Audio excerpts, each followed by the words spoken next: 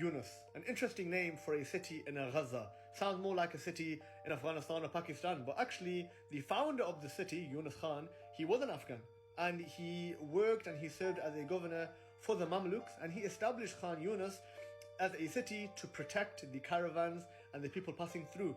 This is our legacy. We protect this place. Khan Yunus lived up to the legacy of what it means to be a real Muslim leader and a real Muslim governor. It is the one who protects the city. It's the one who protects from foreign enemies and who caters for the population living there. Khan Yunus is more of a governor and leader than any of these sellouts that we've got today.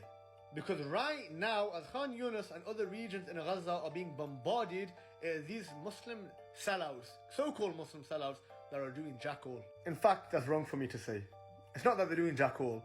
They're actually doing a lot.